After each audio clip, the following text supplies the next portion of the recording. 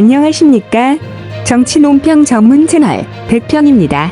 이번 주에는 한국, 서울에서 30년 넘도록 이어지고 있는 수요 집회에 대해서 알아보는 시간을 가져보겠습니다. 믿어지시나요? 일본이 과거 침략주의 노선으로 팽창주의를 실행했던 시기에 지옥에서나 볼 법한 범죄를 저질렀었는데요. 오늘은 일본이 과거에 저지른 여성에 대한 끔찍한 성범죄와 반일륜 범죄들에 대해서 과거에도 그리고 현재에도 전혀 반성하고 있지 않고 있습니다. 오히려 일본 정부는 여성들을 강간한 사실을 자랑스러워하고 있어서 심각한 문제가 되고 있습니다.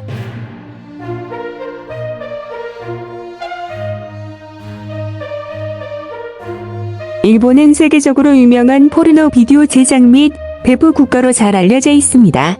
이럴 수 있는 이유는 일본은 여성을 강간하는 것을 일종의 남자가 되는 성인식으로 여기고 있기 때문입니다.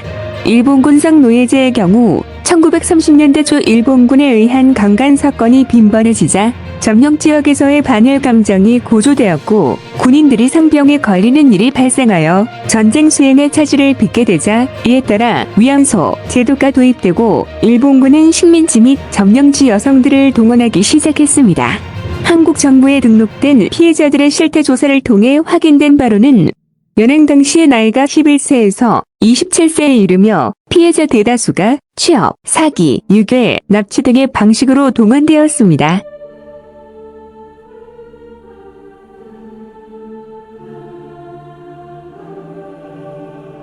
군 위안소의 경우 설립, 운영 위안부, 모집에 있어 군이 직접 하거나 민간에 위임한 경우 그 밖의 시기와 장소 등에 따라 다양한 형태를 나타냈으나 어느 경우에나 군대의 보호와 감독, 엄격한 통제를 받았습니다. 각 위안소의 규정에는 계급별 사용시간, 요금, 성병검진 및 기타 위생사항 등이 명기되어 있었으며 많은 군인들이 몰려 20에서 30명이 문 밖에서 줄을 서서 기다리는 경우도 많았다고 피해자들의 증언에서 알 수 있습니다.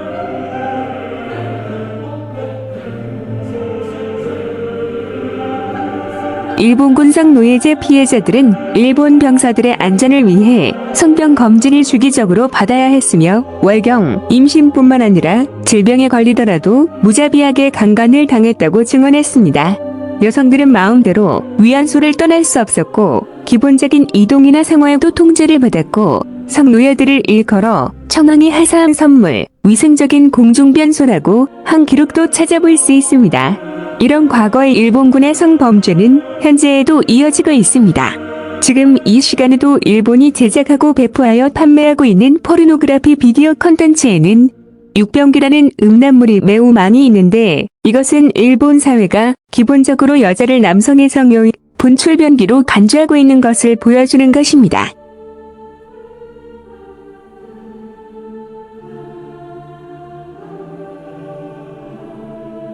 이후 1945년 일본의 패전과 함께 일본군 성노예로 끌려간 여성들은 현지에서 버려지거나 폭격으로 사망 혹은 일본군에 의해 살해당하기도 했습니다. 생존자들은 고향으로 돌아오기 위해 다시 고난에 직면해야 했고 일부는 고향으로 돌아올 수 없어 귀국을 포기하는 사례도 발생했습니다. 뿐만 아니라 일본군 성노예제 피해자들은 위안소에서 당한 구타나 고문 그리고 성폭력 등으로 인해 평생 치유하기 힘든 신체적 고통 속에 살며 심지어 아이를 낳을 수 없는 경우도 많았고 이로 인해 가정을 이루는 것도 어려웠습니다. 무엇보다 여러 심리적 후유증을 평생 안고 주위의 시선과 편견에 맞닥뜨려 긴 세월을 침묵 속에 살아야만 했습니다.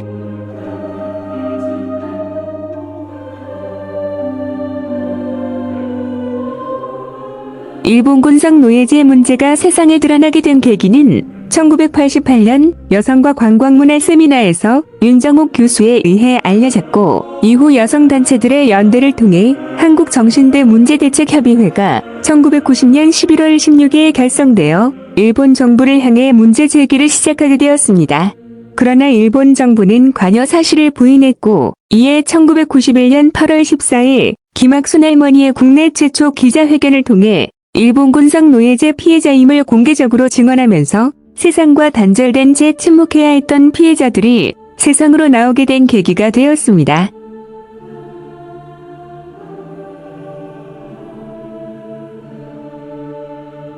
김학순 할머니의 용기 있는 행동은 국내를 비롯한 국제사회에 일본 군상 노예제 문제 해결을 향한 중요한 전환점이 되었습니다. 이웃 가족과도 단절된 채 일본군 성노예에 비해 사실조차 제대로 이야기할 수 없었던 생존자들은 많은 여성, 시민들과 손잡고 동행하면서 적극적으로 일본 정부의 범죄 행위를 고발하기 시작했고, 세상을 향해 명예와 인권 회복을 외치고 자신과 같은 피해를 겪는 사람이 없도록 평화로운 세상을 만들어야 한다며 여성 인권 평화 운동가로 거듭나 활동하고 있습니다. 일본이 과거에 저행했던 여성에 대한 전쟁 범죄로 인해 정신적으로 육체적으로 피해를 입은 생존하는 피해자들은 아직도 그날의 끔찍했던 지옥과 같은 범죄들을 기억하고 있습니다.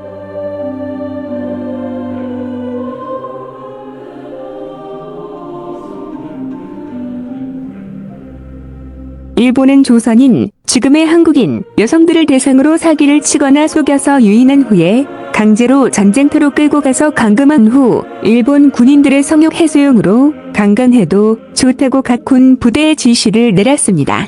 일본이 이럴 수 있었던 이유는 일본은 기본적으로 여성에 대한 인권을 인정하지 않는 국가이기 때문이었습니다. 그렇기 때문에 인권에 대한 기초 개념이 없는 일본은 강간을 일종의 문화로 여기고 있었습니다.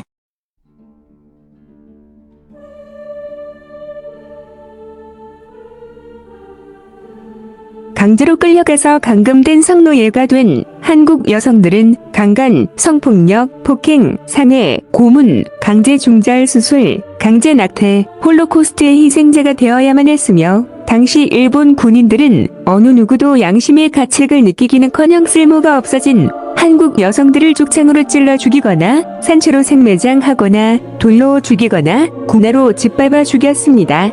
심지어는 일본군은 한국인 성노예 여성이 임신을 하면 마취도 안 하고 강제로 태아를 끄집어냈으며, 수술 후 꿰맨 자리가 가라앉기도 전에 수술 당일에도 강간을 일삼았습니다.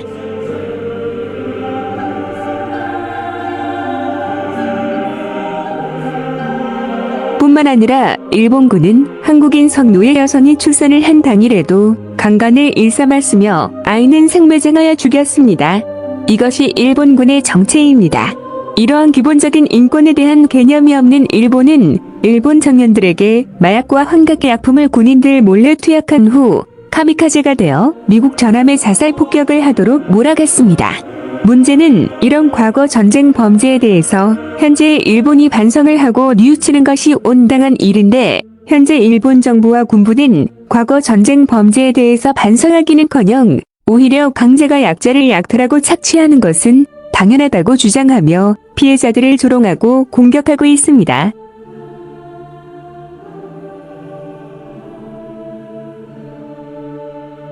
그렇기 때문에 일본 정부는 자꾸 왜소한 소녀상을 철거하는 운동을 전 세계적으로 벌이고 있으며, 일부 도시가 이를 받아들이는 중대한 반인권적인 실수를 저지르고 있습니다.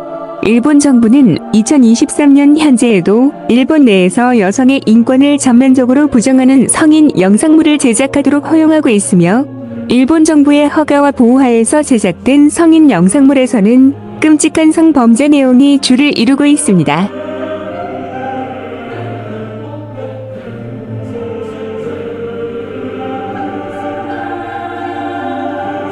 여성을 남성의 성욕 육변기로 묘사를 하거나, 친아버지가 친딸을 강간하는 내용, 양아버지가 양딸을 강간하고 계모가 양아들과 성교를 하며 가족들 또는 친인척이 강간을 하고 간통을 하는 내용, 이웃집 여성을 도철하다가 결국에는 강간을 통해서 사랑에 빠지는 등의 성범죄를 사회 전반적으로 일반화하는 정책을 고수하고 있습니다.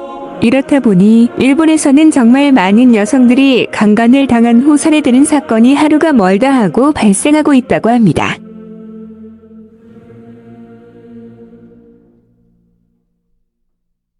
일본은 공적으로는 준법 정신이 강한 모범 시민인 척, 하지만 그들의 속내를 알고 나면 대부분 충격을 받는다고 합니다. 일본 국민은 상황만 좋아지고 대중 심리가 허용하면 언제든지 이런 끔찍한 성범죄를 저지를 마음을 가지고 있어서 많은 인류학자들과 문화연구가들은 일본인의 속내를 아는 것이 진짜 일본을 아는 것이라고 말하고 있습니다. 일본어에서 혼내는 가장 일본을 대표하는 표현이기도 합니다. 잠시 여행을 가거나 계약직으로 일본에서 근무하는 것만으로는 일본인의 진짜 숨은 모습을 알 수가 없습니다. 일본인의 진짜 모습을 알기 위해서는 약간의 연기가 필요합니다. 언제든지 성범죄를 저지를 수 있는 그들의 마음을 알아야 진짜 일본인을 안다고 말할 수 있기 때문입니다.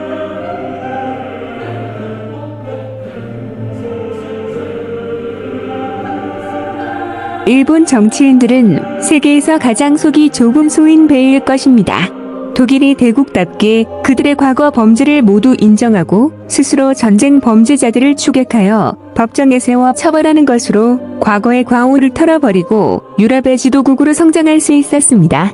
그러나 일본은 조금도 자신들의 잘못을 인정하지 않고 100년 전에 그들이 저지른 범죄를 해결하지 않으며 큰 짐을 지고 다니는 멍청한 정치를 하고 있습니다. 일본 정치인들은 과거 수천 년 동안 일본 국민들을 착취하고 살육을 자행하는 범죄자들이었습니다.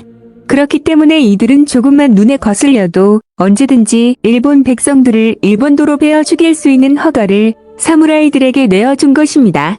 과거 사무라이와 같은 무사계층은 심심풀이로 백성들을 베어 죽여도 전혀 책임을 지지 않았습니다.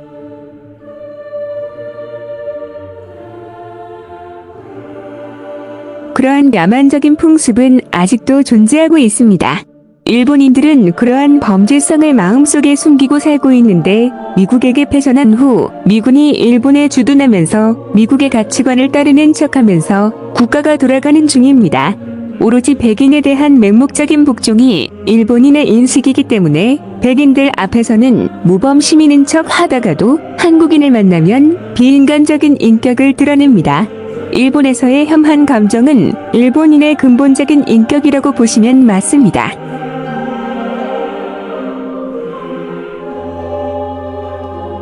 이러한 일본의 성범죄 DNA가 일본 정부에 의해 공인을 받고 보호를 받고 있으며 일본은 미쓰비시 강제 동원 한국인 피해자 문제를 부정하고 있으며 성노예 피해자 한국인 문제를 부정하고 있습니다. 과거를 반성하지 않겠다는 일본 정부의 의도는 결국은 전쟁 성범죄들을 앞으로도 계속 저지르겠다는 것을 의미합니다. 한마디로 일본은 잠재적인 성범죄 국가인 셈입니다. 일본군 출신의 한 노인은 한국인 여성들을 강간할 때가 그립다고 말하며 그것은 진정한 남자가 되는 필수 신고식이라고 웃으며 회상하고 있습니다. 이러한 충격적인 인터뷰는 고스란히 유튜브 영상으로 남아 있습니다.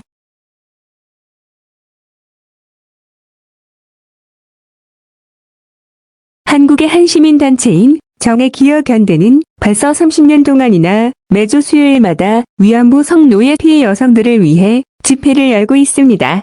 지난주에는 1591번째 수요 시위를 진행하였습니다. 유튜브 백평도 매주 수요일마다 이들과 함께하고 있습니다. 이러한 일본 정부의 시대를 역행하는 만행을 일본 국민이 스스로 자각하여 막아야 할 것입니다.